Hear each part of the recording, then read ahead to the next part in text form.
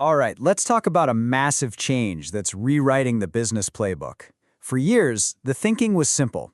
Rules and regulations are just a cost, a headache you have to deal with. Well, that idea is being completely flipped on its head.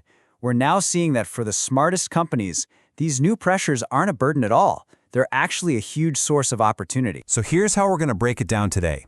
First, we'll look at this powerful new force that's shaking things up. Then we'll see how companies are actually getting an edge from it. We'll dive into the specific tools they're using, figure out how on earth they're paying for all this, and finally, we'll talk about why this new world of transparency is a big deal for everyone. Okay, so what is this new force, really? Well, you can think of it like a great collision. For decades, you had all these separate, powerful trends moving in their own lanes. And now, bam, they've all slammed together, creating a totally new and pretty complex business environment. This quote right here just nails it. You know, it used to be that sustainability was handled by one team, finance by another, and strategy by a third. They barely talked. Now they've all converged. A choice about your carbon footprint is now, at the same time, a financial decision, a strategic one, and a major governance issue. It's all connected. And believe me, this isn't just theory. If you're in an industry that makes things, moves things, or powers things, think manufacturing, retail, energy, you are right in the eye of this storm.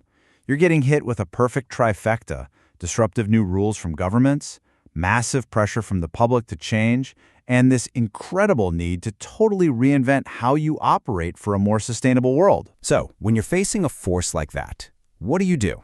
Well, you could just brace for impact.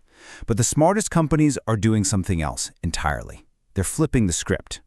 They're looking at all this pressure and seeing it not as a problem, but as a massive opportunity. This slide shows that shift perfectly. The old mindset was totally defensive, right? Compliance was a cost. Regulations were a pain. Sustainability was just a box you had to tick for the annual report. But the new mindset, it changes the whole game. It asks, what if getting really good at these complex rules makes us faster and leaner than our competition? What if our deep commitment to sustainability helps us attract the best talent and the most loyal customers? That's not a cost, that's a competitive advantage.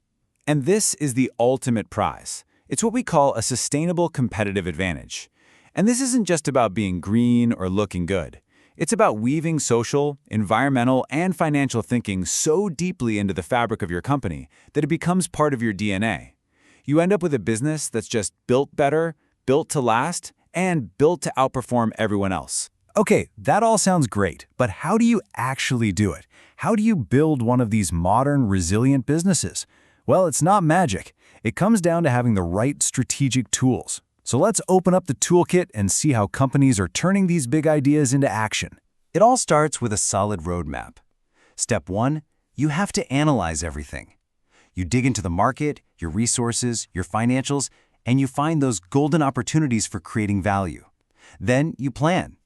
You design a real action plan that connects your people and your tech to goals you can actually measure.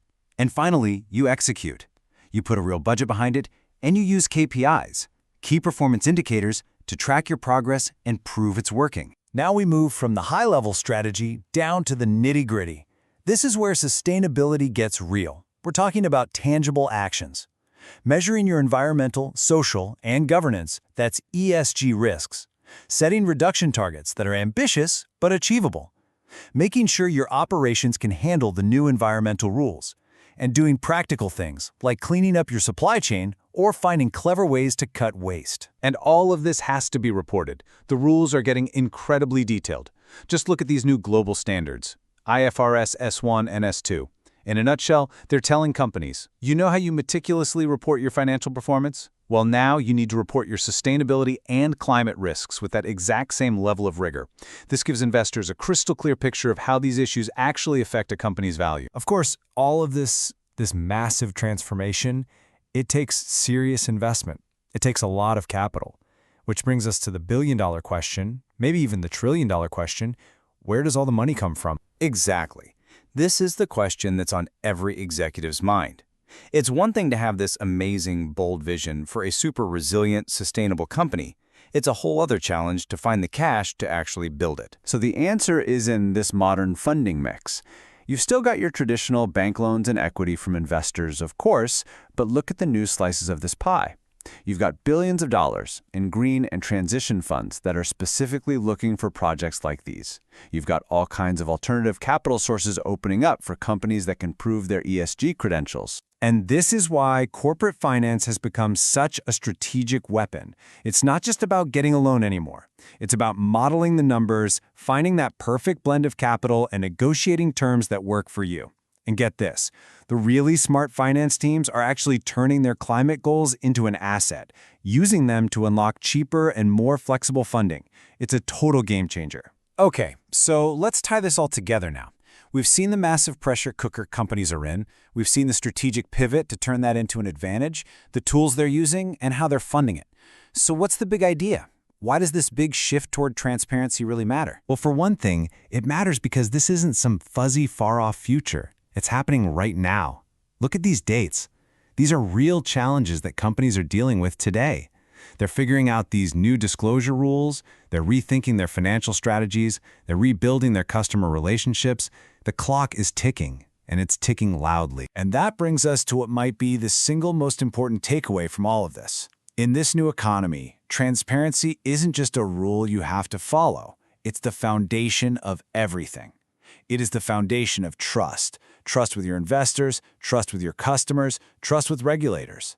Without it, you can't build anything that lasts. So, we'll leave you with this final thought to chew on. As every single part of a business becomes more and more transparent, the challenge fundamentally changes. It's not enough to just be a good company anymore. You have to be able to prove it with cold, hard data. Which leads us to a fascinating question for the future. As this trend continues, what gets measured next?